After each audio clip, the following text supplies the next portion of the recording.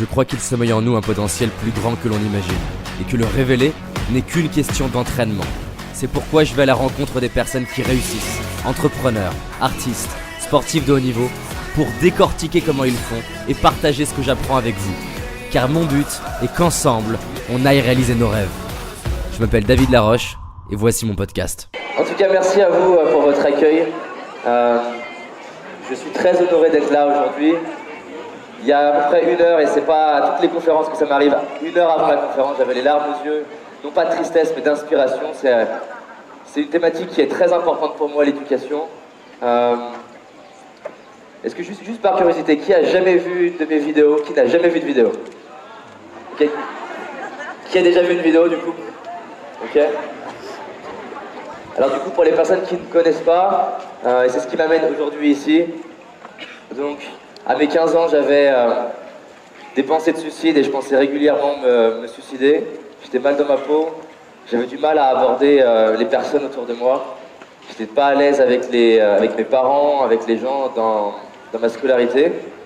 Et à mes 15 ans, je suis tombé sur une vidéo de Martin Luther King, vous devez tous la connaître. Cette vidéo, Have a Dream, elle m'a mis les larmes aux yeux. Et ce jour-là, je me suis fait la promesse de soit je mets fin à ma vie aujourd'hui, soit je décide de vivre une vie extraordinaire et je vais au bout et on verra bien ce qui se passe. Et ça va faire du coup 13 ans que je me suis fait cette promesse de ne pas me suicider et de donner une chance à ma vie et d'essayer de comprendre qu'est-ce qui fait que certaines personnes semblent heureuses et d'autres non. Qu'est-ce qui fait que certaines personnes échouent et d'autres non. Qu'est-ce qui fait que certaines personnes réalisent leurs rêves et d'autres non. Et surtout, ce qui m'intéresse, c'est qu'est-ce qui fait que 2 personnes dans la même situation, l'une savoure sa vie.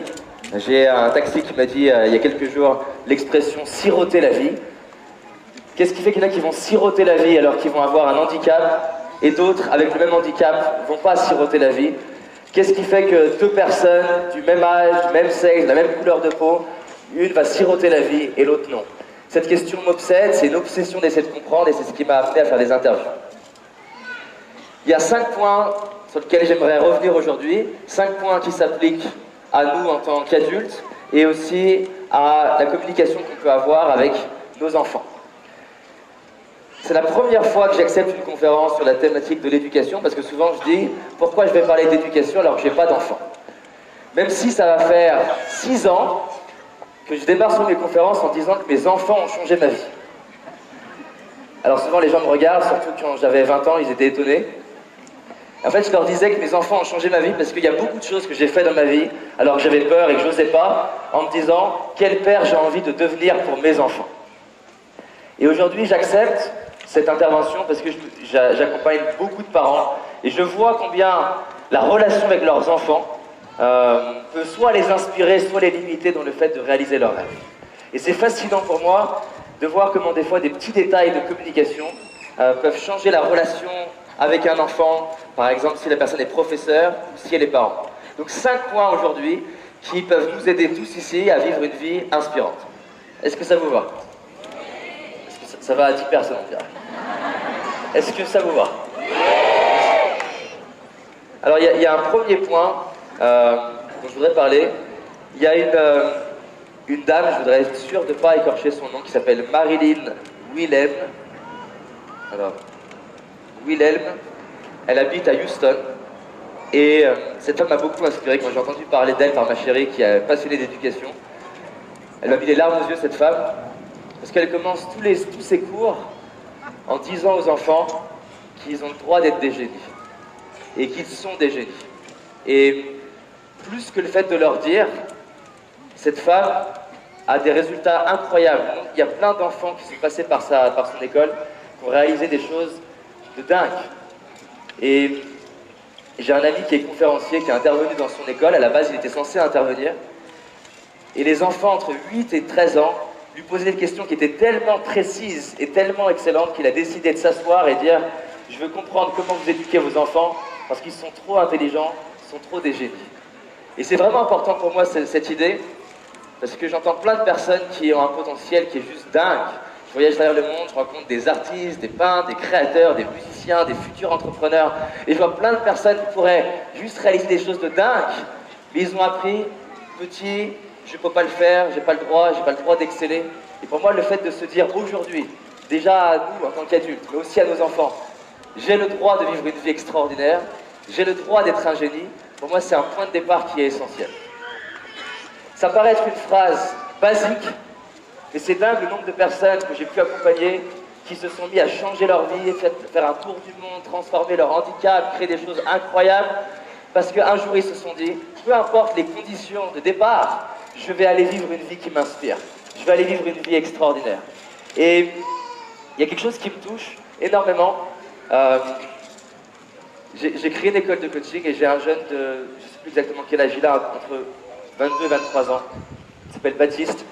Et à 18 ans, il a eu un accident de moto, perdu l'usage de ses jambes, perdu l'usage de 70% de son corps. Et la raison pour laquelle je vous parle de lui, c'est que ce jeune qui aujourd'hui a 23 ans, et vous imaginez ce que c'est à 18 ans de perdre l'usage de 70% de son corps, une des raisons qui fait qu'il s'est relevé et qu'il avance, c'est qu'il s'est dit, ok, est-ce que je suis la seule personne à vivre un handicap? Non.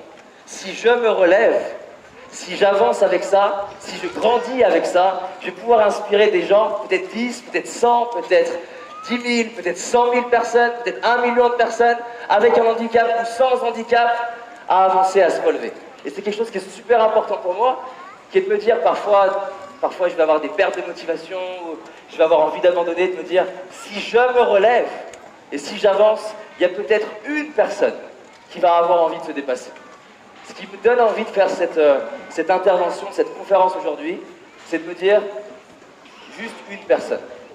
S'il y en a une parmi tout le monde, juste une, qui ce soir, dans la semaine, prend la décision d'aller faire quelque chose dont il rêve, je me serais dit, ça vaut le coup de venir. Juste une personne qui, ce soir, demain, après-demain, prend une décision, un truc, la petite voix qui nous murmure, va faire ce tour du monde. La petite voix qui nous murmure, va créer ton entreprise. La petite voix qui nous murmure, change la manière de t'habiller. Éduque tes enfants d'une autre manière. Apprends cette langue. Fais ce truc-là qui t'inspire. S'il y a au moins une personne, je me dirais, j'ai bien fait de venir. Après, s'il y en a deux, je serais encore plus content.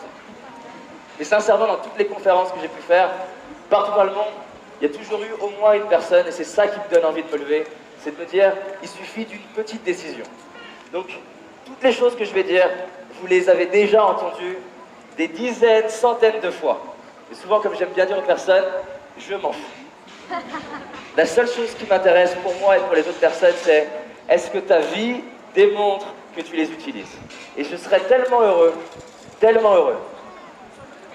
la fin de cette conférence, vous preniez tous une décision. Ça peut être une petite décision ou une grande décision. Mais ce que je sais, c'est que tous ici, à commencer par moi, il y a des choses qu'on ne fait pas parce qu'on a un petit peu peur. Et des choses qu'on ne change pas parce qu'on a un petit peu peur. Et je sais ce que c'est d'avoir peur. Je sais ce que c'est d'avoir peur, par exemple, d'aborder un animal étrange qui s'appelle une femme. J'ai mis des années à être à l'aise à aborder une femme. Ma chérie d'ailleurs m'a mis 3 râteaux avant de pouvoir être en couple avec elle. Elle m'a entraîné à la notion d'échec.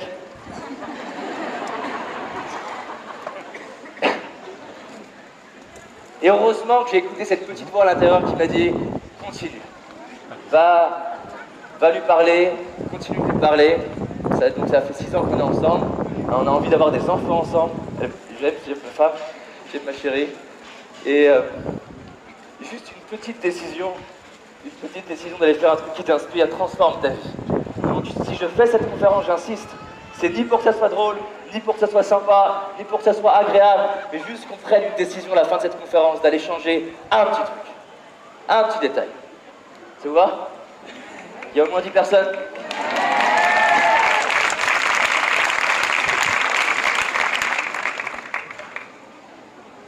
Il y a une deuxième notion qui est super importante.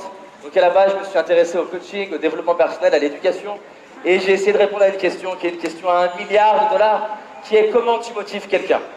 Et comment tu te motives toi-même? Alors j'ai fait toutes les formations que j'ai pu trouver aux États-Unis, au Canada, en Afrique du Sud, en Angleterre, en France, sur la thématique de comment tu fais pour motiver quelqu'un? Et j'ai jamais trouvé. Enfin, j'ai trouvé plein de choses, mais il n'y en a aucune qui a vraiment marché. Et vous savez que la question numéro 1 que me posent Un parent, c'est comment je fais pour motiver mon enfant.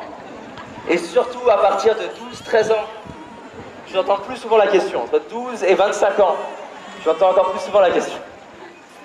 Et souvent, j'ai des parents qui viennent me voir en disant « Mon fils a un gros problème de motivation. » Je dis « Mais qu'est-ce qu'il a ?» Je dis « Mais il passe des heures. Il passe des heures devant l'écran d'ordinateur. Il pourrait avoir 2 tremblements de terre. Je peux passer l'aspirateur entre l'ordinateur et lui, mais il s'adapte. » Et je lui dis « Mais il n'a pas de problème de motivation. » Et souvent quand je questionne les parents, je leur dis « Mais tu me dis qu'il a un problème de motivation. Mais par hasard, est-ce qu'il n'a pas un problème de motivation pour faire ce qui te motive toi plutôt que lui ?» Je dis « Tiens, par exemple, quand il va en boîte de nuit, draguer comme ça, il a un problème de motivation? Est-ce qu'il a du mal à trouver de l'énergie ?» Elle me dit « Non, c'est vrai. » Okay. Là, il est focus, concentré, déterminé, résilient, créatif. Pendant 6 heures d'affilée, peu importe la fatigue. Et je dis, il n'a pas de problème de motivation, ton fils. Je dis, mais si, il a été étiqueté de... C'est comment la connerie que j'entends? J'entends souvent cette connerie. Un déficit, un trouble, un déficit d'attention, mon cul, voilà. Et donc, pourquoi je vous parle de ça? C'est super important pour moi parce que... Vous imaginez pas le nombre de personnes qui me disent David, il a un problème de motivation. Ma mère disait que j'étais une larve, une loque. Vous imaginez une loque ressemblait à une loque. C'est vrai, je passais de longues heures derrière mon ordinateur. J'arrivais à communiquer avec mon ordinateur, pas avec le reste du monde. Et récemment, j'ai une dame qui vient me voir et elle me dit j'ai mon ado qui a 13 ans, il va se faire virer du lycée. Voilà.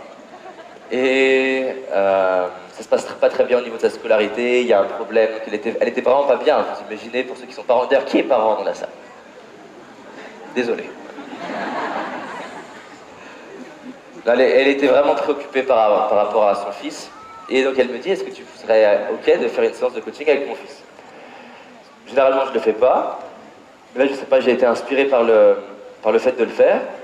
Et donc elle arrive avec son fils chez moi, et la première chose qu'elle dit, devant son fils de 13 ans, elle me dit, bon bah, voilà, il a un peu un trouble d'attention, donc t'étonne pas si après 20 minutes, il en a marre. Donc je dis, oui, ok, faites temps. Et donc, elle part, on fait une séance avec cet enfant de 13 ans, et après 1h30, c'est moi qui me lève et qui lui dis, bon, c'est terminé, hein. Il faut qu'on y aille. Et donc on sort de la pièce, et la première réflexion que ça vraiment me fait, c'est, mais comment t'as fait? Comment t'as fait pour le maintenir attentif pendant 1h30? Et elle voulait absolument savoir ce que j'avais dit à son fils pendant 1h30. Et j'avais promis à son fils, je ne dirai rien. Ta mère ne saura pas. Et j'ai reçu un mail de sa maman il y a à peu près un mois, et elle me disait, je sais pas, qu'est-ce que tu lui as raconté? Parce qu'en un mois, il a récupéré tout ce qui lui manquait au niveau de sa scolarité pendant 1 an. Il était à 2 doigts d'être viré de son école. Qu'est-ce que tu as pu raconter en 1h30 à mon fils pour qu'en sortant, il ait envie de bosser comme ça et qu'il se sente mieux? Et elle s'attendait à une formule magique très compliquée. Je lui dis, la seule chose que j'ai fait avec ton fils, c'est j'ai fait 2 choses en fait. La première chose, c'est que je l'ai vraiment aimé, lui, je l'ai aimé tel qu'il était. Je ne lui ai pas demandé de bosser les cours parce que sa mère elle a envie. Je ne lui ai pas demandé de bosser les cours parce que les institutions lui disent qu'il faut qu'il bosse les cours. Et je me suis intéressé à lui. Je lui ai demandé qu'est-ce qu'il aimait dans les jeux vidéo. Je lui ai demandé comment il faisait pour avoir le courage de faire autant le con en classe, alors que tout le monde lui disait d'arrêter. Et je lui ai dit que c'était courageux. Sa mère lui dit d'arrêter, les profs lui disent d'arrêter, le directeur lui dit d'arrêter, et lui il se dit « fuck ».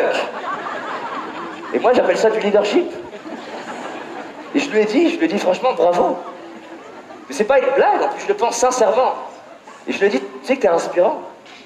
Combien de personnes sur Terre, et combien de personnes dans la salle, à commencer par moi, osent pas faire des choses parce que des gens leur disent que c'est impossible, parce que des gens leur disent que ça marchera pas, parce que des gens leur disent qu'il faut pas le faire. C'est juste surréaliste, le nombre de personnes qui réalisent pas leurs rêves parce qu'ils n'ont pas le courage de dire « fuck ». Je dis bravo. Je dis maintenant j'ai quelques questions à te poser, c'était la deuxième chose. Je dis quel rêve tu as? Qu'est-ce qui t'inspire? C'est quoi la vie sur mesure que tu veux? Donne-moi, raconte-moi tes rêves. Oublie la scolarité, raconte-moi tes rêves. Alors au début il était un peu gêné. Je dis non, vas-y, raconte-moi tes rêves. Et après je lui ai simplement posé des questions en le prenant comme un adulte et je lui ai demandé, ok, à ton avis quelle est la voie la plus stratégique pour réaliser ce rêve-là par rapport à la scolarité? Et c'est pas moi qui lui ai dit que l'école était intéressante pour lui. C'est que d'un coup il s'est rendu compte que pour réaliser ses rêves, le meilleur moyen c'était de faire ce qu'il fallait pour que sa mère le laisse tranquille. C'était plus optimal pendant les quelques années qui viennent. Que ça allait permettre de développer certaines compétences pour réaliser ses rêves et de lui-même. Alors qu'on n'a pas parlé de la scolarité, pendant un mois il a bossé, ça date de 2 mois. Et quand j'ai reçu son mail, j'avais les larmes aux yeux. Parce que je ne savais même pas moi-même que ça pouvait faire ça. 1h30 avec un jeune, juste en l'aimant tel qu'il est. Et j'ai fait exprès d'être dur avec cette maman en lui disant, mais en fait tu l'aimes pas, tu lui demandes d'être quelqu'un d'autre que lui-même. Il est naturellement motivé pour faire ce qui l'inspire. Est-ce que tu t'es déjà demandé pourquoi ce jeu vidéo-là? Et pourquoi telle manière de jouer au jeu vidéo-là? J'ai fait beaucoup d'interventions en lycée et en collège. Et quand tu t'intéresses aux jeunes, c'est fascinant. 50 enfants qui jouent au même jeu vidéo ne jouent pas pour la même raison. Ils ne développent pas les mêmes compétences, ils ne développent pas les mêmes talents, ils ne développent pas les mêmes forces, ils ne choisissent pas les mêmes jeux vidéo par hasard. En fait, tout ce dont ils vont avoir besoin plus tard, ils peuvent le trouver dans un jeu vidéo, ils peuvent le trouver dans le sport, ils peuvent le trouver à l'extérieur, ils peuvent le trouver dans plein d'aspects. Et plutôt que de leur dire, voilà comme ça tu dois te comporter, qu'est-ce qui fait que tu es naturellement inspiré et motivé à faire ce que tu fais alors que personne t'a demandé de le faire? Et ça c'est une découverte incroyable pour moi en termes de neurosciences, c'est que j'ai inversé ma méthode d'accompagnement. Au lieu de demander aux personnes d'être motivées pour faire des choses dont ils ne sont pas motivés naturellement, j'essaie d'aider enfants du coup, mais surtout adultes aujourd'hui dans ma vie, à trouver ce qui les inspire naturellement et qui fait que personne sur cette terre a besoin de leur rappeler d'être motivé. Je suis sûr que tous ici, il est 1h du matin, vous êtes crevés, vous avez dit à tous vos amis, je suis crevé, je vais dormir. Et on vous parle du sujet. On vous parle du sujet qui vous inspire. Et qu'est-ce qui se passe? Il y a de l'énergie, vous retrouvez de la force à l'intérieur, vous retrouvez de la créativité, et d'un coup, tu es la personne qui est réveillée, c'est les autres qui te disent « Ah, je suis fatigué, je vais aller me coucher ». Comment ça se fait? Et ça, c'est une vraie réflexion intéressante sur le cerveau. C'est que tu ne peux pas motiver quelqu'un à faire quoi que ce soit qui est en dehors de son système de valeurs, qui est en dehors de ce qui est réellement important pour lui. Je peux passer des heures et des heures, je fais que ça depuis 8 ans, du 1er janvier jusqu'au dernier jour de l'année, à étudier le comportement humain, essayer de comprendre le cerveau, essayer de comprendre comment créer le bien-être, comment fonctionne la chimie dans le corps, comment fonctionne la physiologie, comment fonctionnent les micro-expressions. Est-ce que j'ai besoin que quelqu'un me rappelle de faire ça? Non! J'adore ça. J'ai fait plus de 1000 vidéos gratuites. Est-ce qu'il y a besoin que quelqu'un me dise « David, ce serait bien que tu fasses une vidéo ?» Non, il y a besoin qu'il y ait des gens qui me disent « Arrête. Arrête. » Par exemple, mon métier aujourd'hui, c'est de parler. Et régulièrement, ma chérie me dit « On est dans le lit, il est 23h. » Elle me dit « On n'est pas en conférence, mon chéri. Il faut que tu parles moins fort. T'as pas besoin d'être en mode comme ça sur... Parce que je suis pareil dans le lit. » C'est compliqué quand même. Et donc, aujourd'hui, je fais quelque chose qui m'inspire. Donc, naturellement, je vais avoir d'énergie. Par exemple, je vous donne quelqu'un que j'ai accompagné qui était conseiller en patrimoine. Et je lui dis, mais qu'est-ce qui t'inspire? Je dis, voilà, première route. Deuxième route. Mais qu'est-ce qui t'inspire? Et après, à force de demander, il me dit, les bonsaïs. Je ne vois pas le rapport entre mon métier et les bonsaïs. Comment on va faire? Et pendant un an, je l'ai saoulé. À lui dire, mais et si tu vivais avec une activité autour des bonsaïs, ça te donnerait quoi? Et pendant un an, Je l'ai saoulé avec ça. Aujourd'hui, il est en train de créer son hôtel, il fait venir des maîtres japonais pour le décorer, il y a des bonsaïs de partout. Et il va commencer à accompagner des clients conseillers en patrimoine qui va les amener dans son hôtel. Et pendant 1 an, j'ai dû le saouler à va te créer une vie sur mesure.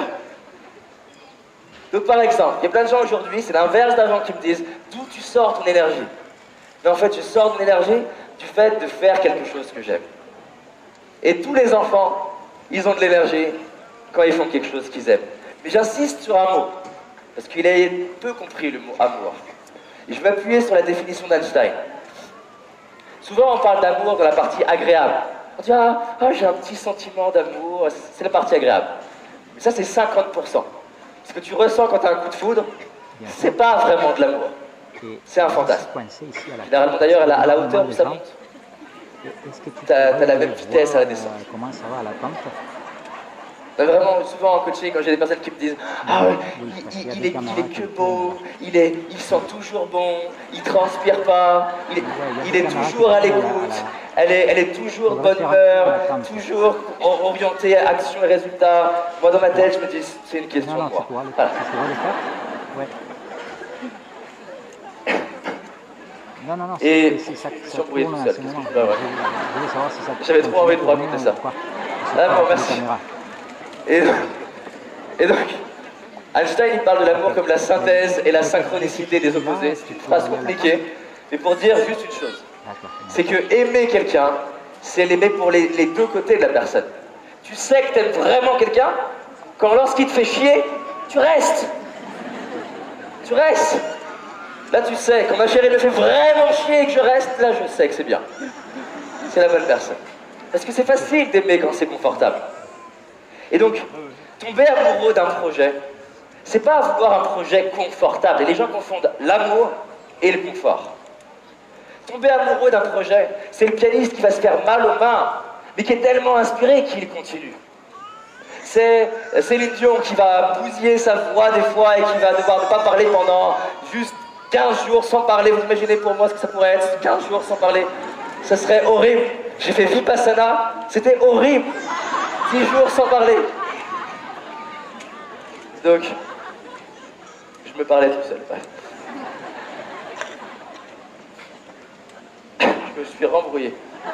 Qu'est-ce que je racontais? L'amour, ouais, c'est ça. C'est la chaleur, je vais me mettre tout nu. Alors, donc l'amour, c'est la synthèse et la synchronicité des opposés, veut dire que quand tu tombes amoureux d'un projet, tu aimes à la fois la partie qui est agréable et la partie qui est désagréable. Par exemple, là, je viens d'enchaîner 6 jours de tournage dans les gorges du Verdon, et donc pour tourner, on va se lever à 5h du matin, voire même avant, tourner très tôt le matin, tard le soir, parce que la lumière là, cette heure-là, c'est pas bon pour tourner, et on va être épuisé. Mais je sais que ça m'inspire, parce que malgré l'épuisement, malgré la fatigue, malgré les moments difficiles où avec la fatigue, l'équipe des fois elle pèse un câble, et ben j'ai encore envie de refaire. J'ai encore envie de continuer à faire ce truc-là. Et c'est pour moi ça une vie sur mesure. C'est pas une vie qui est confortable, c'est une vie où malgré l'inconfort, ça t'inspire tellement que tu continues. Ça vous parle? Et c'est un truc super important, parce que c'est le point commun que j'ai pu observer chez les gens qui réalisent la vie qui les inspire. Ils n'ont pas une vie plus facile, ils ont juste une vie qui les inspire plus, qui fait que malgré les difficultés, ils continuent et recommencent. Et d'ailleurs, tout ce qu'on a envie de créer, c'est important d'être validé, qu'on est prêt à vivre la partie inconfortable et la partie agréable. Et il y a une confusion qui est importante, il y a une subtilité qui est importante à comprendre, parce que si l'enfant pense qu'une vie sur mesure, c'est une vie agréable, quoi que tu fasses, tu vis de l'inconfort. Peu importe à quelle échelle tu joues, peu importe où tu essayes de rester chez toi tout seul, ce que j'ai essayé de faire pendant des années et de me replier sur moi, j'avais de l'inconfort. Donc tu n'échappes pas à l'inconfort. D'accord? Il y a une loi qui est magnifique au niveau scientifique, on l'a appris en chimie, rien ne se perd, rien ne se crée, tout se transforme. On ne peut pas échapper au fait de vivre confort et inconfort. Si tu demandes à quelqu'un, j'ai un défi pour toi, trouve-moi un aimant, je parle du bout de métal, trouve-moi un aimant qui ne fasse qu'attirer mais qui ne repousse pas. Et bien tu peux voyager au travers de toute la planète, tu ne trouveras pas un aimant qui fasse que attirer ou alors qui fasse que repousser. Donc, quoi qu'il se passe, je vais vivre des moments agréables et des moments désagréables. Mais, si ces moments agréables et désagréables ils sont connectés à quelque chose qui m'inspire, bah, malgré la difficulté, je continue. J'imagine, juste par curiosité, dans ceux qui ont levé la main qui étaient parents, ou ceux qui pensent être parents en tout cas. Dans ceux qui ont levé la main et qui sont parents, qui vit des moments incroyables, inspirants, les larmes aux yeux, vous êtes touchés, c'est magique d'avoir des enfants? Qui? Ce que j'adore, c'est quand il y a le couple que là et qu'il n'y en a qu'un des deux qui lève la main. Qui se regarde, qu'est-ce que t'en penses? Après, j'ai remarqué que le pourcentage de mains qui se lèvent se réduit avec l'âge de l'enfant qui monte. Ok, juste par curiosité, je ne le dirai pas à vos enfants. Qui parfois en a marre de ses enfants? Sincèrement, ça restera entre nous. Ok. Qui vit des moments d'harmonie et de paix avec ses enfants? Qui vit des moments de guerre avec ses enfants? Vous avez remarqué qu'en fait, peu importe la méthode d'éducation que tu vas avoir, peu importe la méthode d'éducation, tu vas avoir guerre et paix, tu vas avoir des moments conflictuels et des moments d'harmonie, tu ne peux pas échapper à ces deux polarités. Et c'est un fantasme de vouloir échapper à l'autre polarité. En revanche, tu peux apprendre à gérer ces deux polarités. Tu peux apprendre, par exemple, j'ai pu interviewer quelqu'un qui est son métier c'est de discuter avec des preneurs d'otages au téléphone. Donc vous imaginez la subtilité qu'il doit avoir dans le langage. On pourrait penser que c'est quelqu'un qui va être que agréable, mais il ne va pas être que agréable, parce que s'il est que agréable, le preneur d'otages, il va prendre le lead sur lui. Et donc il doit bien maîtriser en permanence, savoir des fois challenger le preneur d'otages, et savoir des fois soutenir le preneur d'otages. Et ce qui est intéressant quand tu regardes l'histoire d'un médiateur, c'est que souvent c'est quelqu'un à la base qui détestait le conflit. Mais au lieu de le fuir comme il a fait pendant des années, un bon médiateur c'est quelqu'un qui au lieu de fuir le conflit, apprend à organiser du conflit, apprend à gérer du conflit, apprend à créer du conflit, et le fait de le créer lui-même, il a le lead dessus plutôt que de le subir. Parce que tout ce qu'on n'apprend pas à gérer, et qu'on n'apprend pas à organiser nous-mêmes, on va quand même devoir le vivre, mais créé par les autres. C'est fascinant de voir que si je ne prends pas de lead dans ma vie, c'est pas moi qui prends le lead de faire grandir ma santé, mon couple, mes finances, chacun des domaines de ma vie, c'est d'autres personnes qui prennent du pouvoir dans ma vie et qui le font à ma place, et je me plains d'être victime d'autres personnes. Donc de toute façon, j'échappe pas à l'inconfort, mais je peux prendre le lead et organiser l'inconfort de ma vie. Tout ça pour dire que ce soit pour soi ou avec ses enfants, je trouve ça magique d'encourager les enfants à vivre la vie qui les inspire, à trouver ce qui les touche, à rencontrer des gens partout dans le monde. J'adore le fait qu'on puisse voyager de plus en plus facilement maintenant. Et le plus beau moyen que j'ai trouvé de trouver ce qui t'inspire, c'est de rencontrer plein de personnes différentes qui vivent la vie qui les inspire. Et c'est un facteur commun que j'ai trouvé dans toutes les personnes quand je leur demande « Mais d'où te vient l'inspiration de faire ça ?» Et souvent, ça vient d'une rencontre. J'ai rencontré telle personne, ou j'ai vu telle personne à la télé, ou j'ai lu tel livre. Parce que jusqu'à ce moment-là, je n'avais même pas idée que c'était possible de faire ce métier. Je n'avais même pas idée que c'était possible de vivre comme ça. Et en encourageant les enfants à rencontrer des personnes qui les inspirent, ça permet d'augmenter les probabilités qu'ils se disent « ça, c'est ce que j'ai envie de faire. Ça me touche. Ça, je suis prêt à y passer des heures. » J'ai une personne en coaching, il y a une de ses filles, elle adore la danse. Elle peut passer des heures et des heures et des heures et des heures. Il n'y a pas besoin de la motiver à danser. Naturellement, elle est inspirée à danser. Son fils, il est inspiré par les mathématiques. Pas besoin de motiver son fils pour faire des mathématiques. Newton, par exemple, sa mère, Newton, était obligée de lui dire « Eh oh, il faut manger ». Parce qu'il était tellement inspiré par ses recherches et ses mathématiques depuis la tendre enfance, que naturellement, il avait un drive de l'intérieur. Naturellement, je fais du Jean-Claude Van Damme, désolé, je parle un peu... il avait une force venant de l'intérieur qui l'inspirait à faire ce truc-là. Et je crois que c'est tellement important d'ouvrir la possibilité de dire, écoute, peut-être que ce n'est pas ça qui t'inspire, mais peut-être qu'il y a d'autres choses, et juste va explorer. Et c'est un conseil que j'ai envie de donner aux enfants, aux ados, aux adultes et à moi-même. Parce que il y a une étude scientifique, je ne sais plus de quelle université elle est, qui montre qu'il y a plein de talents qu'on a tous, dont on ne sait même pas qu'on a le talent, parce qu'on n'a pas encore eu l'expérience pour utiliser ce talent et découvrir « Waouh, regarde, je suis talentueux !» Sauf que si j'ai toujours la même vie tous les jours pendant 10 ans, 20 ans, 30 ans, je ne me donne pas la possibilité de découvrir ce qui est important pour moi. La troisième chose dont j'ai envie de parler, et c'est pour moi qui est super important, il y a une étude scientifique qui a été faite. Alors, il y a Stanford qui l'a fait, c'est sûr. Il y en a plusieurs autres qui l'ont fait. Ils se sont demandé, c'est quoi le dénominateur commun aux personnes qui vont au bout de leur projet et qui vivent une vie qui les inspire. Ils se sont demandé, est-ce que c'est l'âge? Est-ce que c'est la taille? Est-ce que c'est la couleur de peau? Est-ce que c'est le milieu culturel dans lequel tu es né? Est-ce que c'est l'argent que tu possèdes? Est-ce que c'est ton QI? Est-ce que c'est tes compétences sociales? C'est quoi?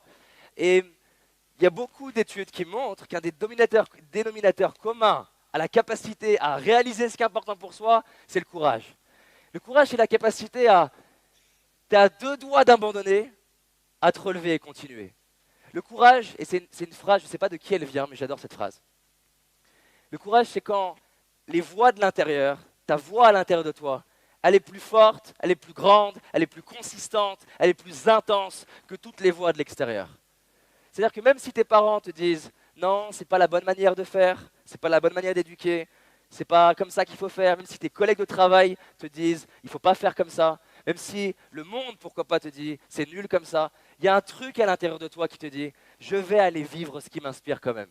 Je suis prêt à traverser l'adversité, je suis prêt à traverser les difficultés, je suis prêt à être critiqué, rejeté, humilié.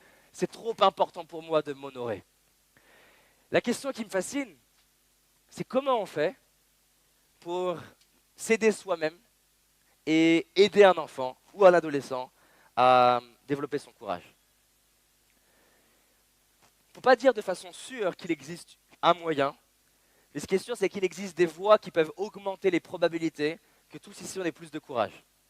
Il existe des voies qui peuvent augmenter les probabilités qu'un enfant ait plus de capacité à être courageux.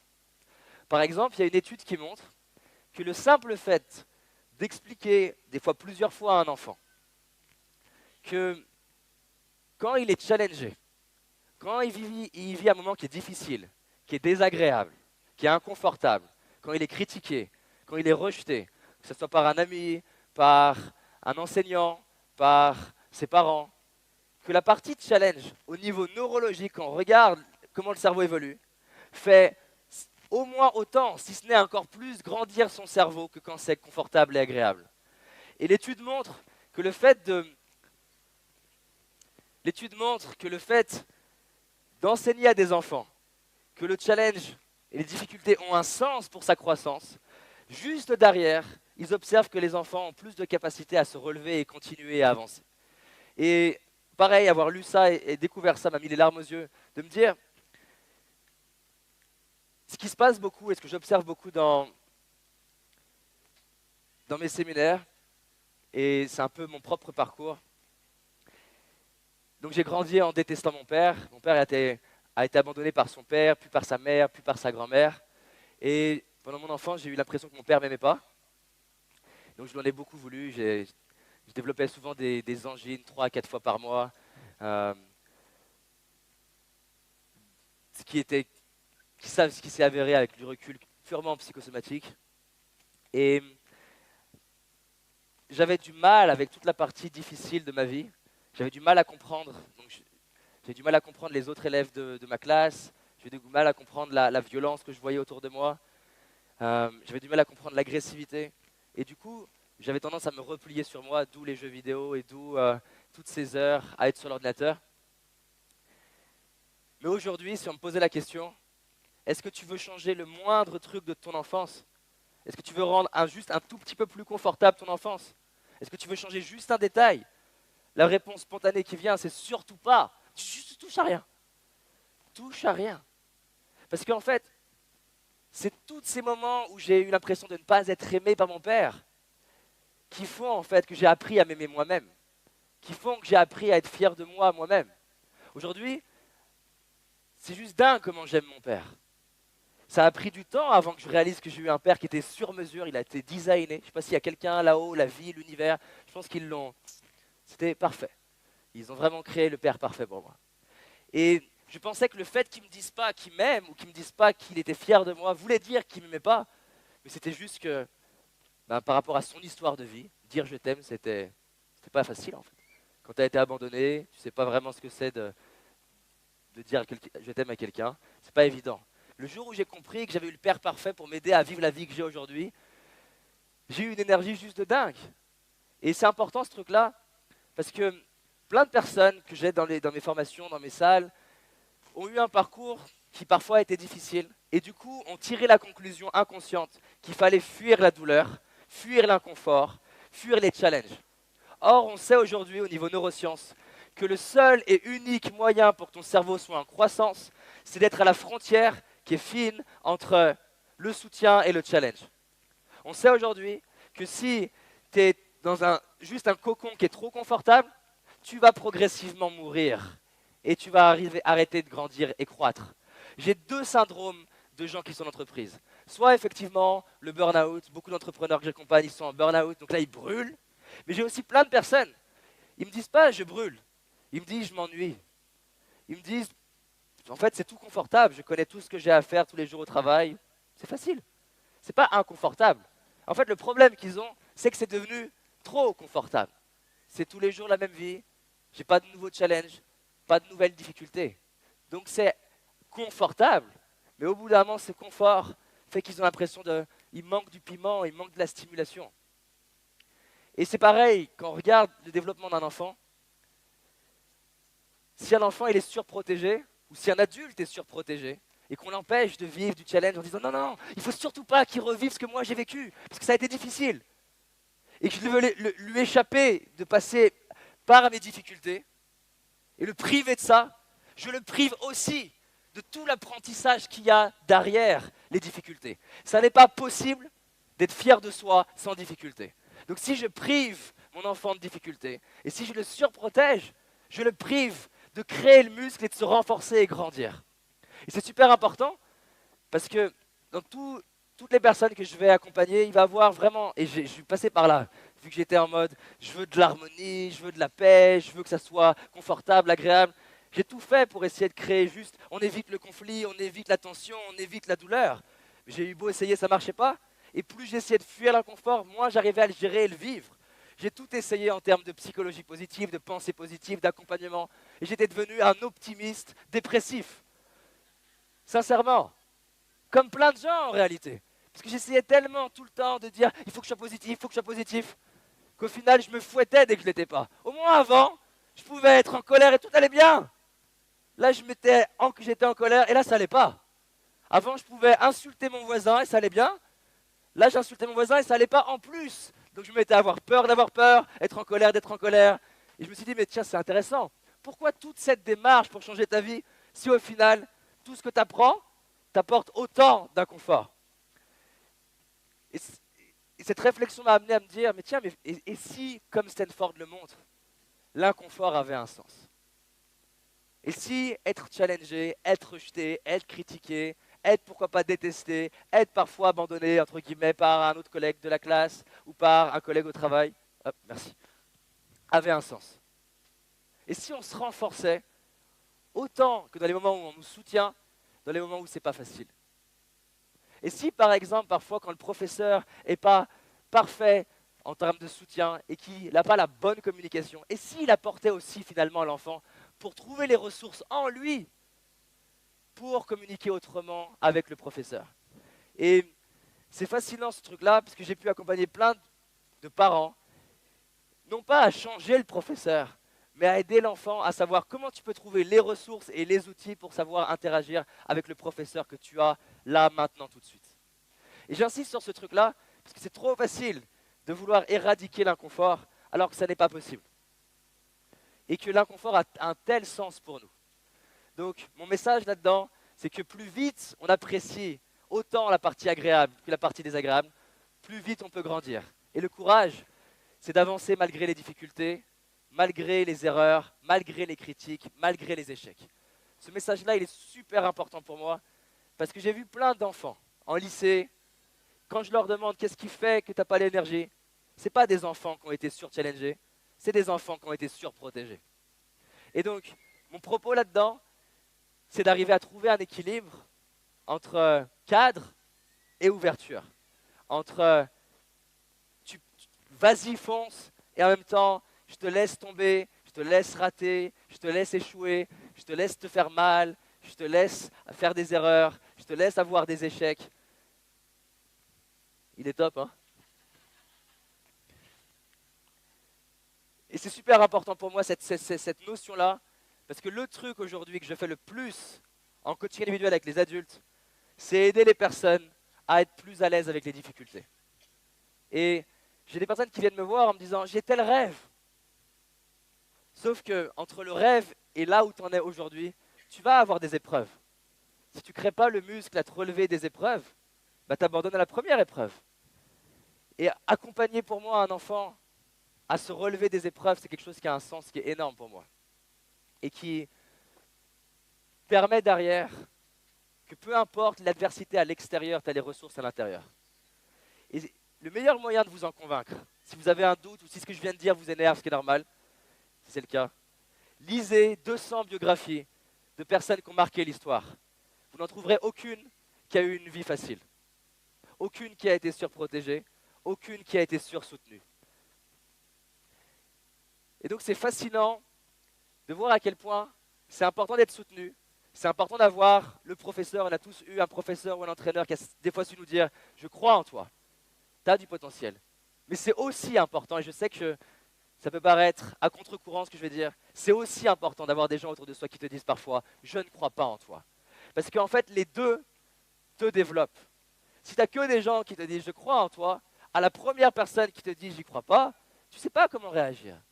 Et donc la bonne nouvelle, c'est qu'on peut être les personnes qui disent « je crois en toi » et qu'à l'extérieur, il y a tout ce qu'il faut pour que nos enfants aient des personnes qui doutent d'eux. On peut déléguer à la vie. Il y aura des professeurs, il y aura des amis, il y aura des collègues de travail, il y aura des collègues au club de sport qui pourront douter des enfants, qui pourront douter de nous. Mais au lieu de se dire c'est un problème, on pourra se dire c'est une opportunité. C'est une opportunité à grandir personnellement, c'est une opportunité à aider mon enfant à apprendre à transformer les difficultés, les challenges. Tiens, juste par curiosité, qui fait pas mal de sport? Qui fait pas mal de sport? Ok? Dans ceux qui ont levé la main, qui a déjà eu de la souffrance physique? Pourquoi ça ne vous arrête pas? Ça ne les arrête pas parce que ça a du sens. Et c'est vraiment ça qui est super important pour moi dans la notion d'échec, c'est que j'ai envie d'encourager un maximum d'adolescents, de jeunes à échouer le plus possible. J'étais à Lyon, j'ai grandi à Lyon, je prends le métro et je vois une affiche, je ne donnerai pas le nom de l'entreprise, juste pour les respecter. Et l'affiche marque, donc là au-dessus, a dit « l'échec est le fondement de la réussite ». Jusque-là, je me dis « waouh !» C'est une entreprise qui est là pour aider les enfants au niveau de la scolarité. Et en dessous, c'est marqué en gros « il a tort ». Et je me dis, j'avais peut-être juste en train de développer ce que je commençais à faire, j'avais peut-être 20, 21 ans. Et ça m'avait vraiment énervé. Je me suis dit, mais c'est énorme le message qu'on est en train d'envoyer à tous les jeunes dans le métro. C'est juste, sois parfait, échoue pas, rate pas. Mais en fait, qu'est-ce que tu peux faire de grand sans échouer? Et j'aimerais que là, tous ensemble, déjà commencer pour nous-mêmes et ensuite pour les ados et les enfants autour de nous, qu'on valorise l'échec, qu'on encourage l'échec, même qu'on célèbre l'échec. Qu'on se dit, tu sais quoi? J'ai foiré aujourd'hui. C'est mon plus beau aujourd'hui. Ça faisait 3 mois, je n'avais pas fait aussi bien. Imaginez une vie où tu te lèves le matin et tu te dis, j'ai le droit d'échouer. Calme-toi. J'ai le droit d'échouer, j'ai le droit de réussir, j'ai le droit de tester, j'ai le droit d'expérimenter, j'ai le droit de faire autrement, j'ai le droit de mal faire, j'ai le droit même d'être critiqué, d'ajuster, j'ai le droit de rater. Imaginez, je pense que tous ensemble, on ferait un petit paix comme ça. Non? On pourrait détendre la pression. Non mais c'est dingue le nombre de choses que j'ai pas fait en me disant ouais mais tu te comprends, je vais pas être bon en vidéo. La première vidéo c'était un sketch, ma première vidéo. J'ai mis 6 mois à acheter la caméra, 6 mois à filmer, 6 mois à la publier, à la mettre sur YouTube. Et quand j'ai cliqué sur le bouton upload, c'est le bouton publish, c'était incroyable comme moment. Juste parce que j'avais peur d'échouer, peur d'être critiqué, peur de rater. Bon, il se trouve qu'il y a un type sorti de nulle part sur YouTube, mais je pense qu'il y a des gens qui sont payés sur YouTube pour ça. C'est une bande de cousins. Et il y a un type sorti de nulle part sur YouTube, mon premier commentaire, première vidéo qui dit « Tu mérites pas de vivre ». C'est beau quand même.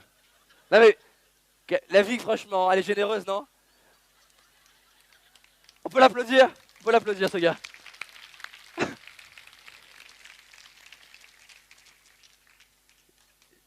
C'est beau parce que pour quelqu'un qui avait des pensées de suicide, je veux dire, c'est... Franchement, le mec, il était sur mesure. Alors je pense, pour ça que je dis que c'est des cousins, parce que je suis étonné quand je publie une vidéo même de 30 minutes, dans les moins de 2 minutes, j'ai 2 j'aime pas, donc je pense que j'ai 2 cousins abonnés qui suivent toutes mes vidéos. C'est-à-dire qu'ils n'ont pas le temps de la voir. Ils sont missionnés, les gars, ils ont le téléphone. Attends, il a une nouvelle vidéo, clique sur j'aime pas. Mais en fait, c'est parfait. C'est super de vivre ces moments-là. C'est pas confortable, mais c'est super. J'en ai eu un autre quelques mois plus tard. J'ai un type qui m'a dit arrête de mettre le costume de ton père. C'était pas le costume de mon père. Mais je comprends pourquoi il a dit ça. Il était un peu trop grand. Et donc heureusement qu'il a fait ça. J'ai changé de costume grâce à lui. Et donc, dans tout mon parcours, j'ai eu plein de moments qui étaient désagréables, qui n'étaient pas confortables. Mais ces moments-là aussi, ils te forgent. Et heureusement qu'il y a cette petite voix maintenant qui me dit, David, tu as le droit d'échouer. Juste, va rater le plus vite possible. Tu as le droit d'échouer magistralement et tu as le droit d'échouer rapidement. On peut répéter ensemble? Qu'on célèbre ça ensemble?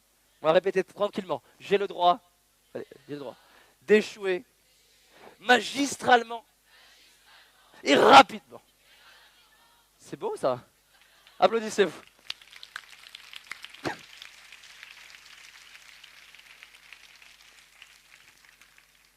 C'est important pour moi ce truc-là parce qu'il y a une phrase de Gandhi que j'aime beaucoup qui c'est « Ma vie est mon message ».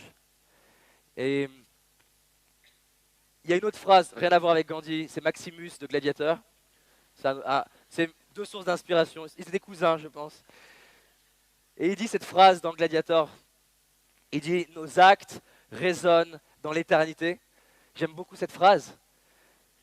Elle me permet de me rappeler que qui je vais être dans ma vie, ça n'a pas seulement d'influence sur moi, ça a de l'influence sur les gens avec qui je vais discuter, avec qui je vais parler, ça a de l'influence sur mes enfants, mes petits-enfants, ça a de l'influence dans le taxi que je vais prendre. J'aime cette idée et ça me donne de l'énergie, ça me donne du courage, ça me donne envie d'échouer, de me dire si moi j'ose échouer, si moi j'ose y aller, si moi j'ose aller vivre mes rêves, le pire qui puisse se passer, ok, c'est d'échouer, mais le pire qui puisse se passer en réalité, c'est juste d'être fier de moi en fait. Et si j'ose le faire, il y aura peut-être quelqu'un qui pourra se dire autour de moi, bah si lui peut échouer, je peux le faire. Imaginez, on est, je sais pas, 700, si on est juste 100 qui sortent en se disant « j'ai le droit d'échouer magistralement et rapidement », le nombre de personnes par ricochet, par résonance, qui peuvent s'autoriser à faire des choses. Parce qu'on ne peut pas demander à nos enfants d'aller échouer, prendre des risques, faire des choses différentes, si déjà on n'ose pas aller faire des choses challengeantes. Par exemple, un des challenges pour moi où j'ai eu peur d'échouer, il y a 2 ans, je me suis dit « tiens, j'ai envie de faire un one-man show ». Donc j'ai réservé une salle de 1400 personnes. Puis 2 heures après, je me suis dit pourquoi j'ai fait ça? Je n'avais pas écrit de spectacle encore. Donc j'ai appelé ma mère, je lui ai raconté. Et puis après, j'avais 3 mois pour faire mon spectacle. C'était pas confortable, mais ça m'a fait grandir. Et j'ai pu faire ça parce qu'il y a une petite voix qui m'a dit « T'as le droit d'échouer. Juste vas-y, fonce, rate, magistralement et rapidement. » Mes interviews aux États-Unis, les premières, c'était beau, franchement. Je ne sais pas comment les Américains ils ont fait. Hein. Le pire moment en interview avec un Américain, c'est quand il raconte une blague et que tu ne comprends pas que c'est une blague. C'est un moment difficile, pour tous les deux. Pour tous les deux, c'est difficile. Parce que tu vois, lui, le mec, il a fait 500 interviews dans sa carrière, c'est la première fois que cette blague ne marche pas. Et toi, tu le regardes? Yes. Alors après, j'avais essayé une autre technique qui était de rire dans le doute. Et si vous regardez mes interviews d'à peu près 2014 aux États-Unis, je rigole tout le temps. Et j'ai des Américains qui disent « Mais pourquoi tu rigoles ?» Ben, je rigole parce que je ne sais pas quand il faut rire.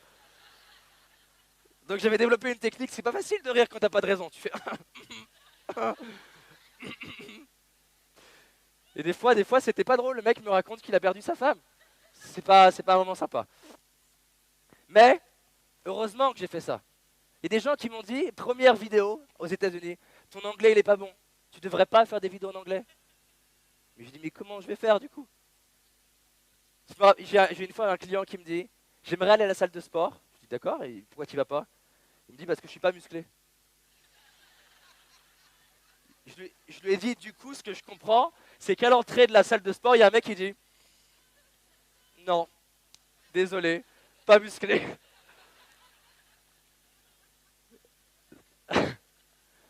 Ça vous pas? Non, on peut répéter ensemble, ça me ferait du bien. Un petit. J'ai le droit d'échouer magistralement et rapidement. C'est bien. Vous étiez 7 à le dire, mais c'est pas grave.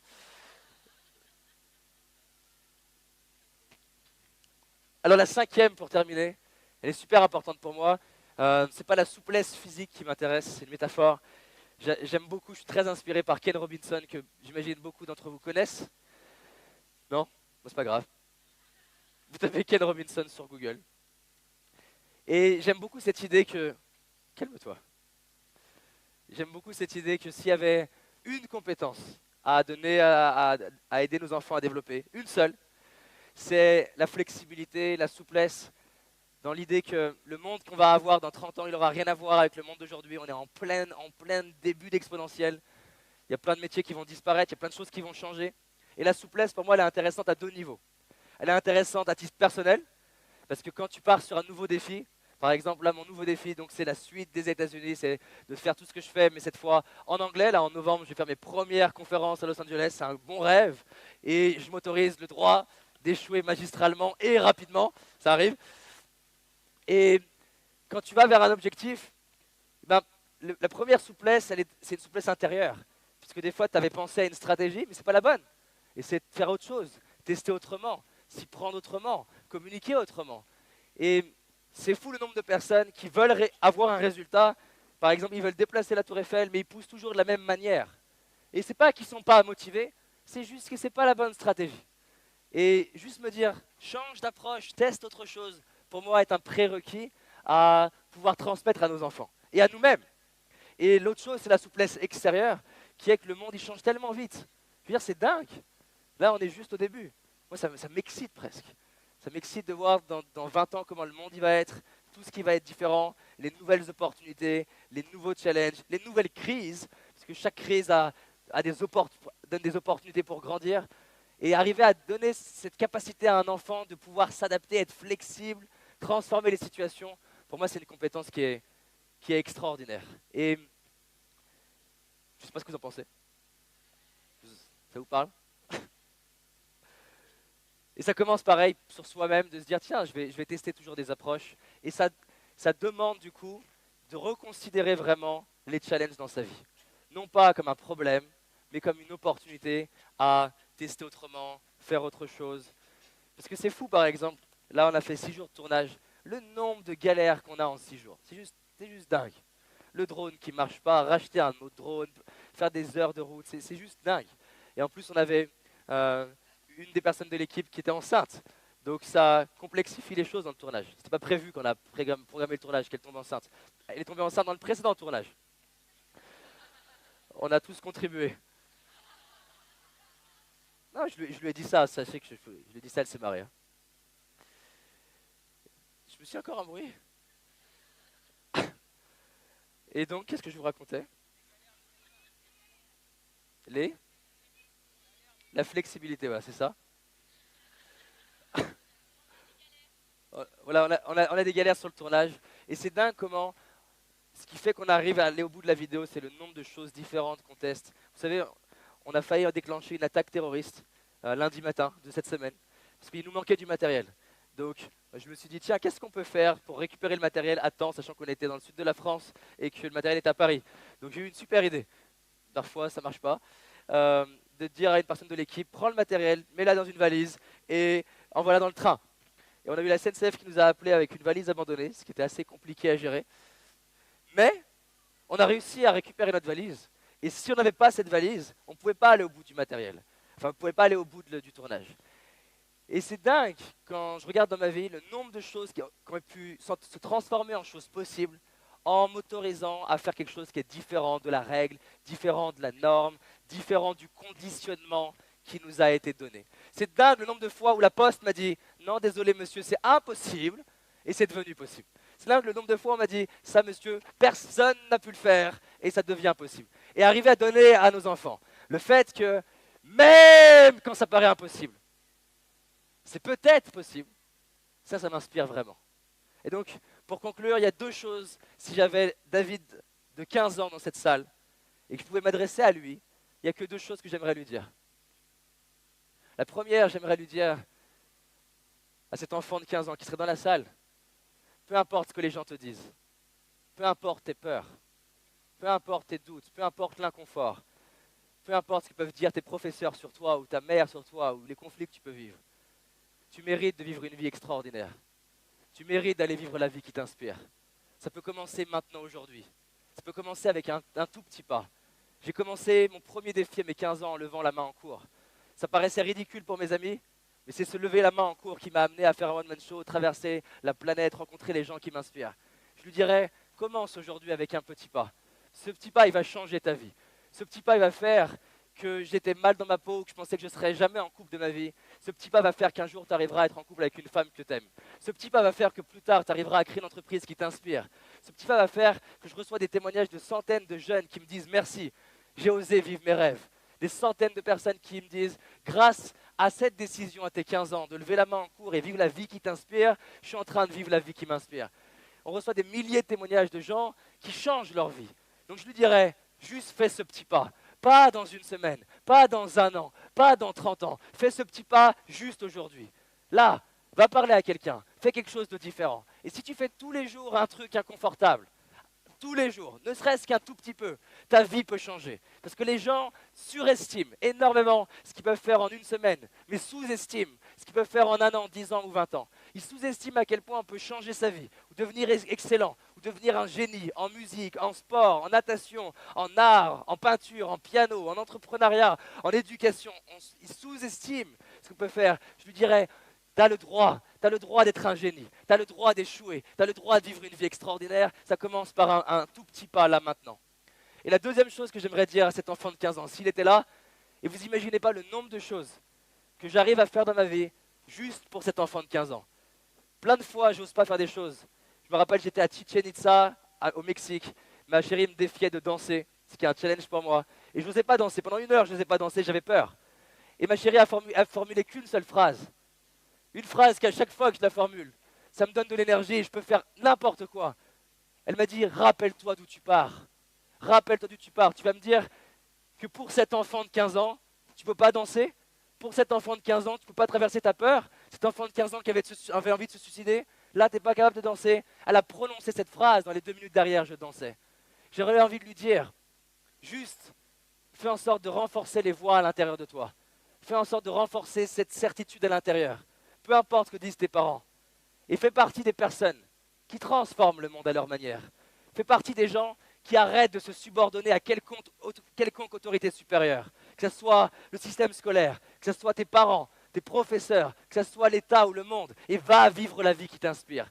Va exprimer ton génie. Va servir le monde avec tes talents. Va tout donner jusqu'à ton dernier souffle. Parce que la pire chose qui peut t'arriver, la pire chose, c'est au dernier jour de ta vie, d'avoir des larmes de gratitude qui coulent sur ton visage, de regarder tes enfants dans les yeux ou ton visage dans le miroir et de dire « je suis fier de moi ». Je n'ai pas tout réussi, mais j'ai tout donné, j'ai tout essayé. Et j'ai fait en sorte d'honorer ma vie et de vivre une vie extraordinaire. Fais en sorte de vivre une vie extraordinaire là, maintenant. Voilà ce que je dirais à cet enfant de 15 ans. Et j'aimerais que votre enfant de 15 ans à l'intérieur de vous, ou si vous avez moins de 15 ans, j'aimerais que cet enfant à l'intérieur de vous entende ça. Et que cette conférence ait servi qu'à une seule chose, comme je disais en début de conférence, que vous sortiez de cet événement avec une décision. Si vous vous dites que vous prendrez la décision demain, statistiquement, il y a 90% de chances que vous ne changerez rien.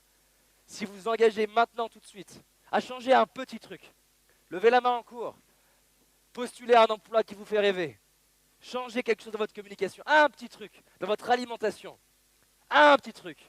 Peut-être que dans 10 ans, vous serez en train de dire « Waouh !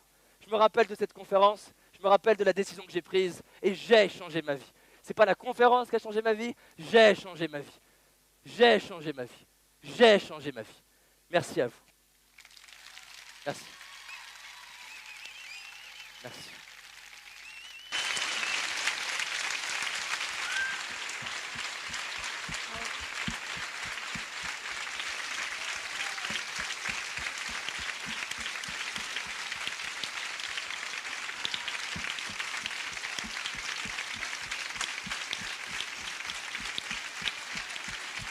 Merci, merci, merci. Merci, merci, merci,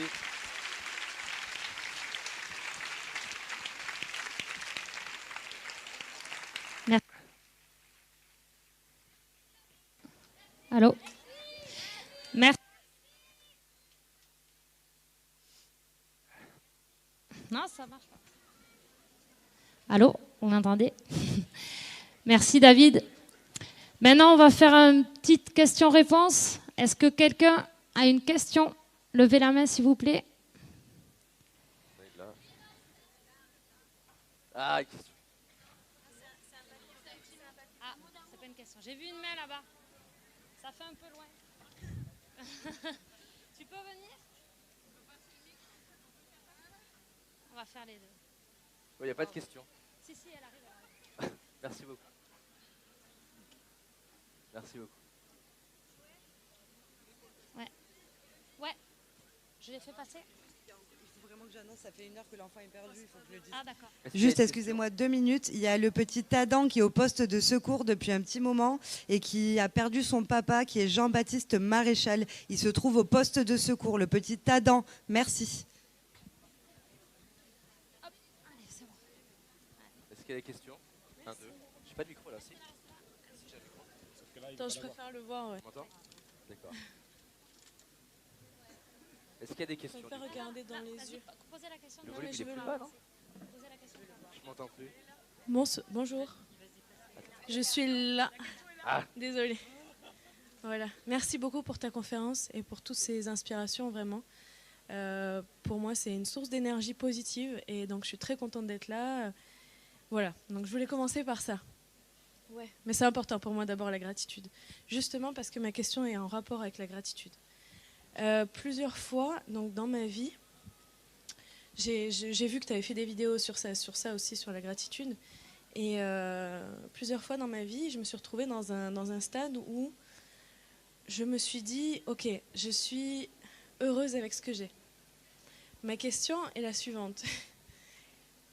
J'ai aussi entendu dans ma vie pas mal de personnes qui me disaient, je viens d'une culture qui est, pardon, vous m'entendez bien? Je viens d'une culture où il y a dans ma famille des personnes croyantes, donc j'entends beaucoup ce qu'on dit en arabe, alhamdoulilah, ce qui veut dire merci à Dieu, si je le traduis bien. Sauf que souvent je l'ai entendu avec un nouveau, comme il n'y avait pas cette résonance à l'intérieur. Tu vois, il y avait cette phrase, mais à côté, on ne voulait pas forcément... on se satisfaisait de ce qu'on avait, mais on ne voulait pas forcément aller plus loin. Et moi, dans ma vie aussi, j'ai ces périodes-là, et il y a des moments où je suis dans la gratitude. Ma question, c'est comment tu fais la différence entre les moments où tu éprouves vraiment cette gratitude et tu te dis je suis heureux ou heureuse pour ce que j'ai, et les moments où en fait c'est derrière ça, c'est pas vraiment de la gratitude qu'il y a, c'est juste la peur de je veux plus mais j'ose pas. Je sais pas si c'est clair. Ma question est claire? La question est super claire. On m'entend? Okay. On m'entend?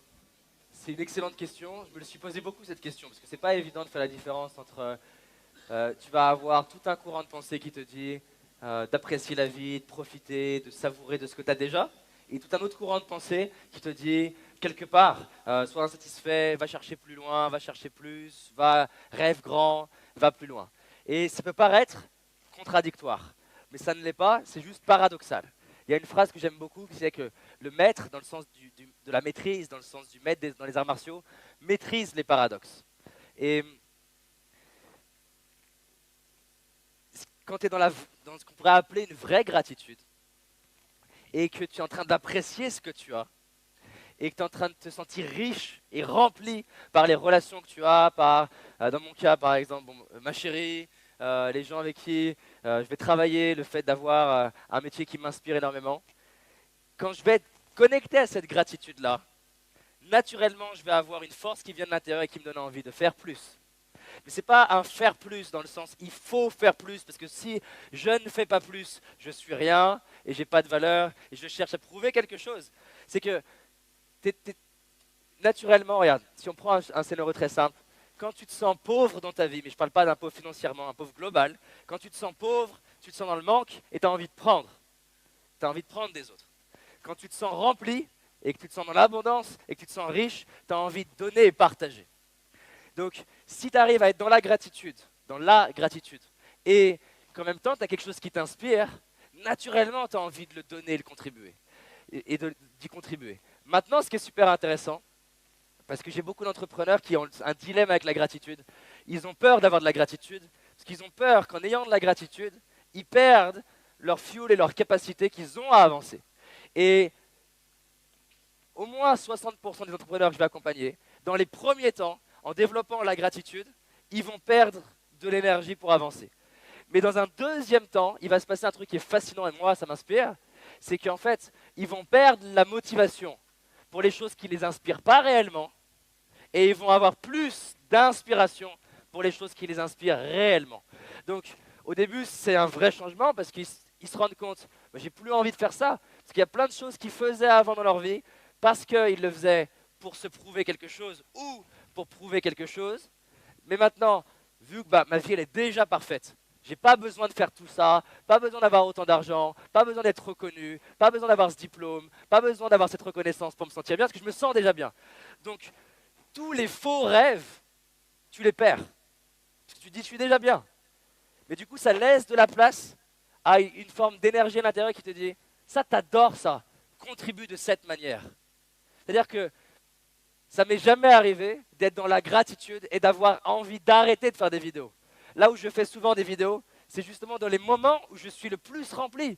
Parce que je me sens bien, je suis là, waouh, j'adore ma vie. Et souvent, le premier réflexe que j'ai, c'est que j'ai envie de prendre mon téléphone, faire un Facebook Live, partager cette énergie. C'est rare que je dise, non, je la garde pour moi. Donc, pour faire la différence, c'est que si cette gratitude bascule dans une forme de « c'est déjà bien », c'est certainement, entre guillemets, une mauvaise gratitude. J'aime pas ce terme-là, mais c'est juste pour faciliter.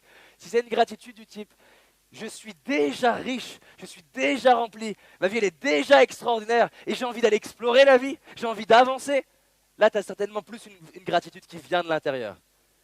C'est ce que... Et c'est une vraie confusion, par exemple, par rapport justement au fait de se contenter de choses simples, d'apprécier le moment présent.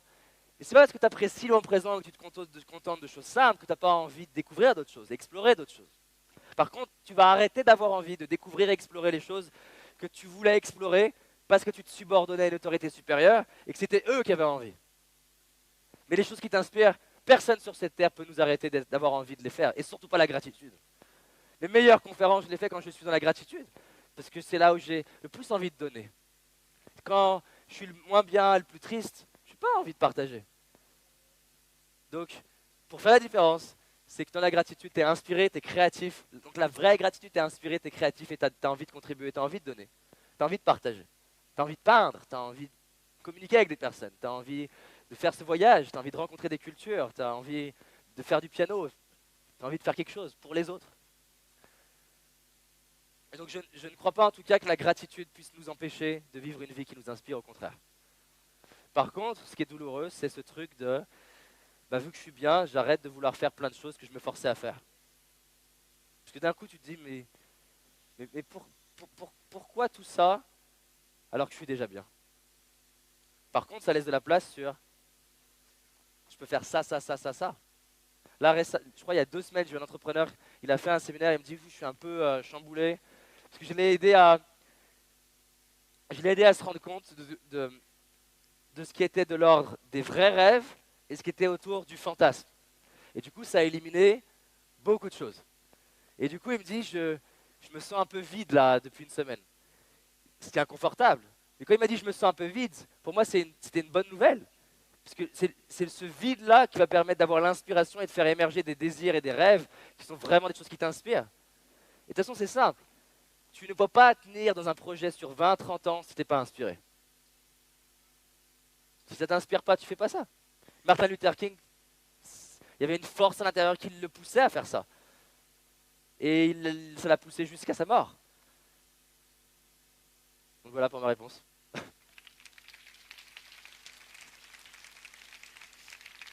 C'est très bon? C'est bon?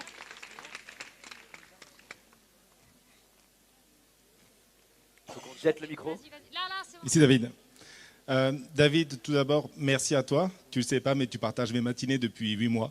Au moins une vidéo par matin. Je ne peux pas savoir.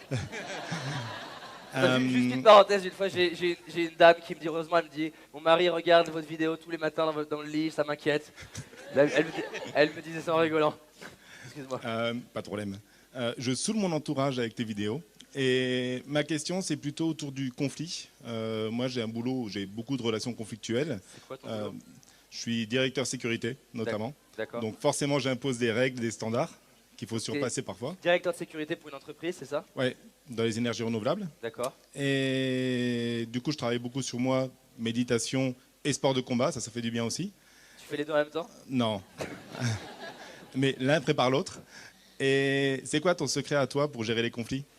Alors moi j'ai eu beaucoup de mal avec la notion de conflit parce que j'essayais de tout faire pour éradiquer le conflit, la guerre, etc. C'est d'où ma passion au début pour Mandela, Gandhi, Martin Luther King. Et alors je vais pas aller trop loin parce que c'est pas le propos parce que c'est une thématique qui est sensible pour plein de personnes. Et en fait je me suis rendu compte que je fuyais le conflit plus de comprendre le sens qu'il y a derrière le conflit. Le conflit, c'est une vraie opportunité. Le conflit, ça permet d'exprimer les choses qui ne sont pas exprimées en temps normal. Le conflit, ça permet de faire grandir la relation. Le conflit, ça permet d'évoluer et grandir. Donc, ce qui fait aujourd'hui, déjà dans mon rôle d'entrepreneur, je vais avoir des équipes, je vais avoir besoin des fois de prendre le rôle du méchant, de faire des feedbacks qui ne sont pas agréables à entendre. La manière dont j'aborde aujourd'hui ce conflit, c'est de me rendre compte, c'est quoi les bénéfices pour la personne et pour moi, et pour le global, à avoir cette situation de conflit. Et le fait d'avoir en tête pourquoi je le fais, me permet, encore une fois, d'être beaucoup plus à l'aise. C'est un petit peu comme si tu avais un enfant, il a 2 doigts de se faire écraser, et tu le tires par le bras, ça va lui faire mal. Et il peut t'en vouloir sur le coup. Mais si tu sais pourquoi tu le fais, même si ce n'est pas agréable pour lui, dès lors que ça a un sens, tu le vis mieux. C'est comme, j'adore voir cette scène-là, où tu as le petit garçon ou la petite fille qui va voir son papa ou sa maman et qui dit « Maman, je peux avoir une 3e glace ?» J'adore cette scène. J'adore cette scène parce que les enfants, c'est des machines de manipulation. Ils sont trop forts. Ils sont trop forts, ils savent exactement quelle mimique faire, quelle tête faire, quelle intonation prendre, à qui demander en premier, quelle question dire après, juste derrière « Merci papa ». Il n'a pas répondu. « Merci papa, je t'aime papa ». Bref, ils sont trop forts. Et j'aime aussi voir le non-verbal du père ou de la mère. Quand le père ou la mère assume et dire « Mon chéri, mon bout de chou, peu importe, non, tu n'auras pas une 3e glace. » Et j'adore entendre le fils ou la petite fille dire « Je t'aime pas, papa. Je t'aime pas, maman. » Et pourquoi j'aime ça? Et ce que je regarde, ce n'est pas l'enfant. Ce que je regarde, c'est le non-verbal du parent. Et je suis sensible à un seul critère. C'est sa certitude. Et tu mesures la certitude à l'état d'ancrage, tu fais des arts martiaux, à l'état d'ancrage que va avoir la personne, le parent dans le contexte en question, quand il est en train de lui dire non, tu n'auras pas ça. Et j'aime voir si derrière le parent il va déglutir ou pas, et s'il est mal à l'aise avec l'enfant qui est en train de lui dire qu'il crée un jeu psychologique, l'enfant. Hein. Il est en train de rentrer dans je t'aime pas maman, etc. Tu me fais souffrir. Et j'aime voir quand le parent arrive à rester aligné. Et même je sens un léger sourire et a conscience du jeu qu'est en train de jouer l'enfant et juste se dit je sais pourquoi je le fais. Et là il peut avoir un conflit entre l'enfant et le parent, mais vu que le parent sait la vision, pourquoi il est en train de le faire, peu importe le conflit qui apparaît, lui il est stable. Et c'est la même chose. Dans le cas de toi, tu as des normes de sécurité à respecter. Les gens à qui tu proposes ces normes-là n'ont pas ta vision et ne voient pas toutes les conséquences si on ne respecte pas ces normes. Donc, il y a deux choses. La première, c'est un travail d'éducation. Il y a plein de gens qui comprennent mieux les règles du jeu quand on leur explique le sens qu'il y a. Ça, c'est externe, stratégie externe, éducation, pédagogie. Tu peux raconter des histoires de gens qui n'ont pas respecté les normes de sécurité, des gens qui les ont respectées, ce que ça implique, pour que les gens mettent en perspective le pourquoi de la règle. Et l'autre chose, c'est plus ta question, c'est en interne, de savoir pourquoi je fais ça. C'est quoi le sens derrière ça?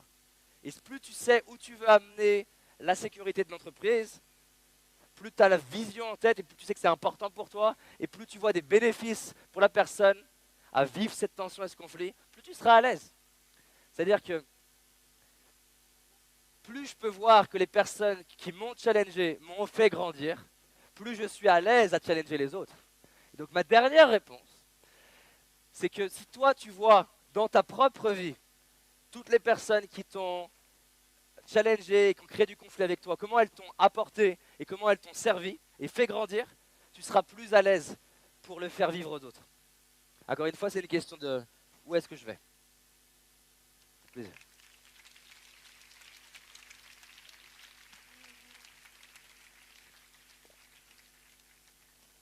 Dernière question. Alors, tu conseilles à tous les adolescents de 15 ans de suivre leurs rêves et tu dis que personne ne peut les arrêter. Mais est-ce que En tout cas, ce n'est pas ce que je souhaite dire. Ce que je souhaite dire, c'est que je souhaite que les adolescents, et peu importe qui dans ce monde, aillent vivre la vie qui les inspire. Je n'ai pas dit que rien ne peut les arrêter. Je souhaite que peu importe les circonstances et extérieures, ils trouvent les ressources pour que ça ne les arrête pas. Voilà, juste pour préciser.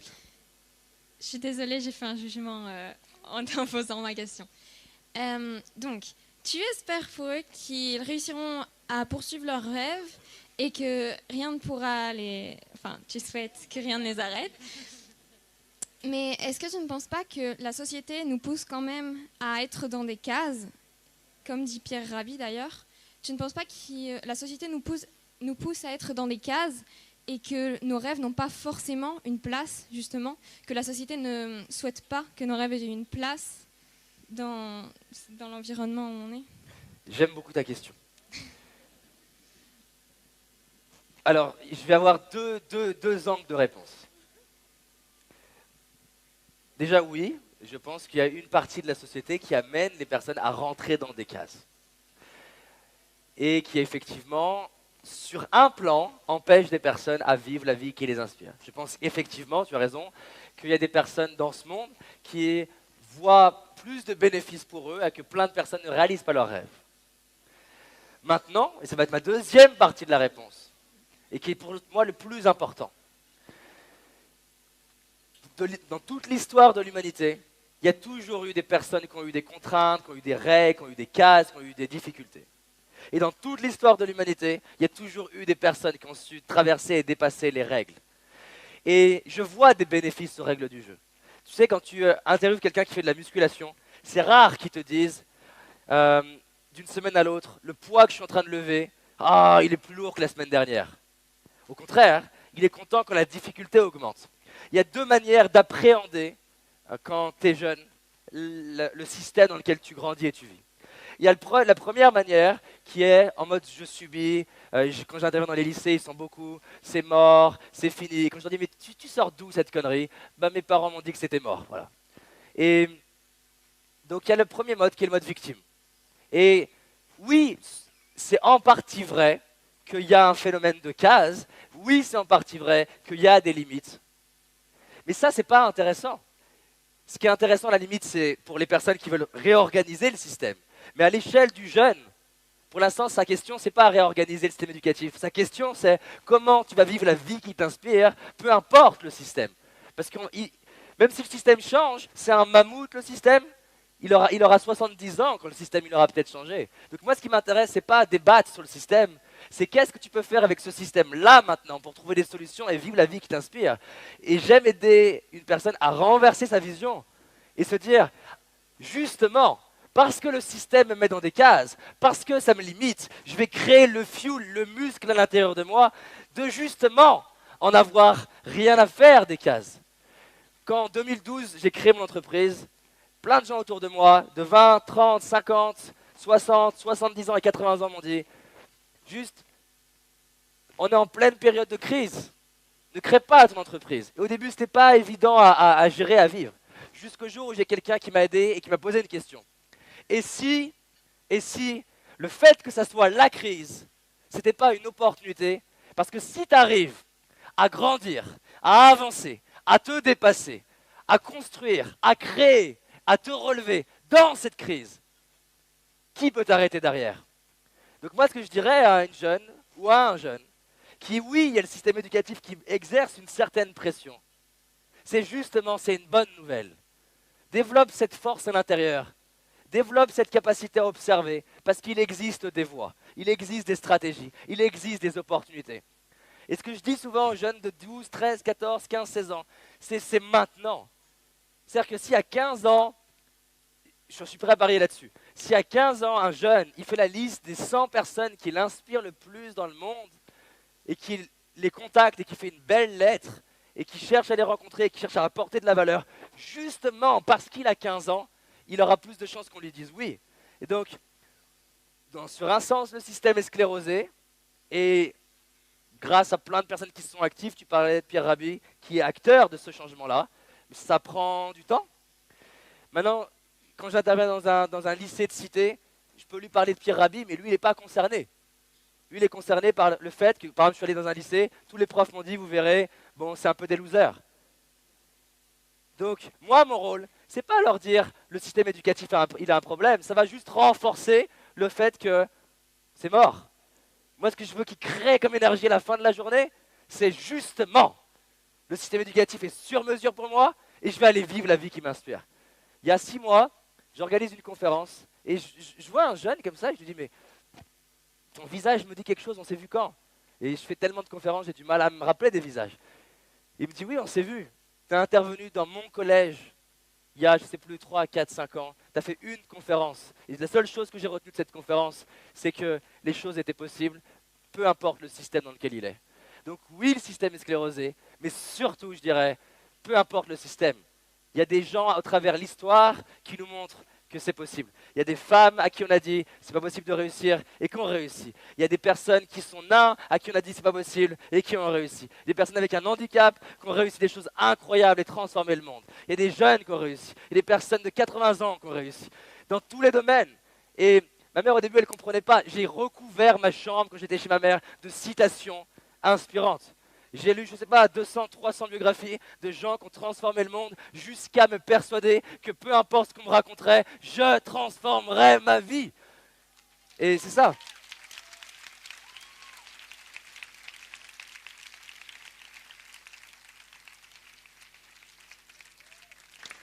D'ailleurs, j'en profite, les citations, c'est un bon plan, hein, ça marche bien. Pour les hommes, vous les mettez des deux côtés des toilettes. Comme ça, vous êtes sûr d'être tout le temps exposé à une citation qui vous inspire.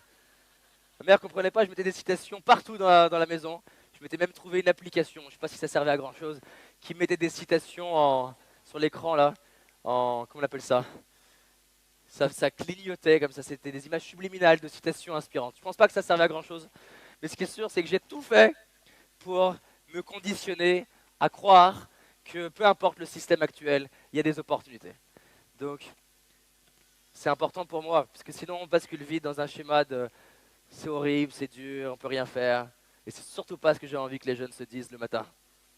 J'ai envie qu'ils se disent qu'ils ont des parents sur mesure, un système actuel qui est sur mesure. Après, ils peuvent agir pour le changer s'ils veulent.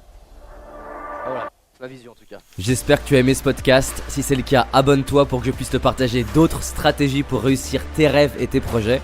Laisse-moi un 5 étoiles, ça me ferait vraiment plaisir. Et si tu as envie d'aller plus loin, j'ai réalisé une vidéo qui s'appelle « Les 5 erreurs que font la majorité d'entre nous et qui va causer l'échec de nos projets, nos rêves et notre réussite. En sachant qu'une seule de ces erreurs va t'empêcher de réussir et d'être pleinement heureux. C'est une certitude. C'est une vidéo gratuite, en tout cas pour l'instant, et pour la trouver, tape dans Google « David Laroche, les 5 erreurs cadeaux ». David Laroche, les 5 erreurs cadeaux. Et tu vas tomber dessus. Je te dis à très vite pour un prochain podcast et on avance ensemble.